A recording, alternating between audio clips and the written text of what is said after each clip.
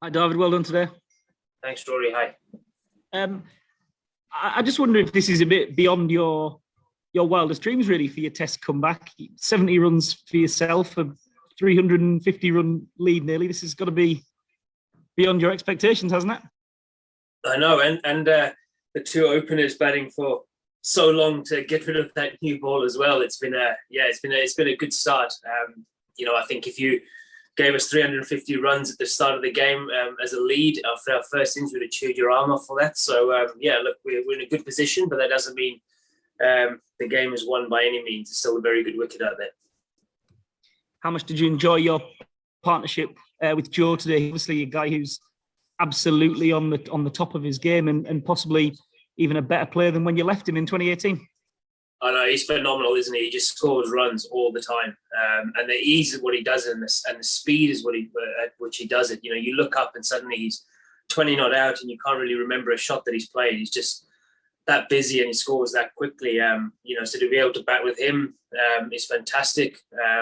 He's led from the front again, as he's done in the Test series so far. So all credit needs to go to him after what the two openers did to set it up for myself and for Ruti and for the rest of the team. He's obviously been in this rich vein of form with 6 centuries in 2021.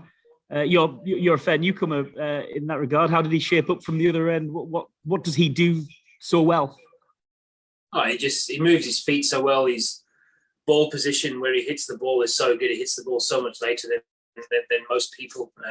He always looks to score his intent. If you bowl a bad ball, he just puts you away. And I think that's a massive strength. You look at all the best players that have played, all the greats, if you want to put it that way. As soon as you miss your line and your length, they hurt you. And Joe is one of those. It's great to watch on the other end. It's great to have the best seat in the house when he does play as well as he does there. Hi, David. Just a bit on the sort of game situation.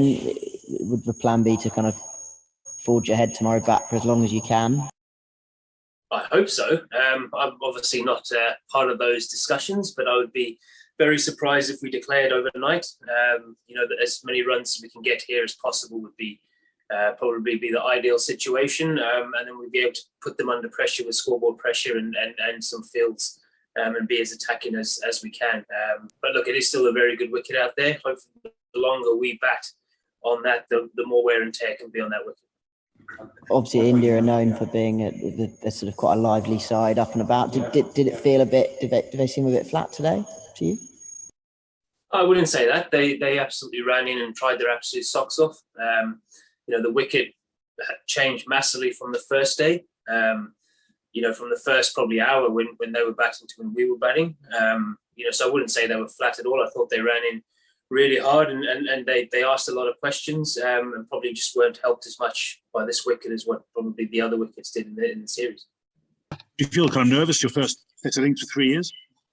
No, I actually wasn't. I've been fortunate enough to be part of the other England teams.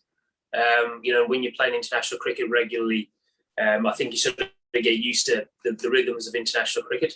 Obviously, I'm still nervous, but I wasn't as nervous as what I was on my Test debut where the legs were shaking, when you walked out to bat. But yeah, it felt comfortable.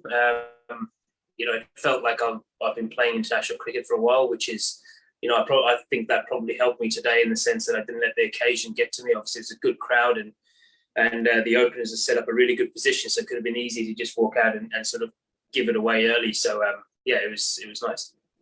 Obviously, it's just one innings, but do you feel confident that you're going to be able to sort of resurrect your Test career?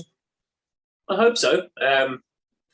We can only do what we do. I can only play how I play. And I think that's one thing that I definitely want to do this time around is play the way I play and play how I see it. Instead of sort of worrying about other stuff and trying too much. Stick to what works, and if it doesn't work, it doesn't work for me, and it just wasn't meant to be there.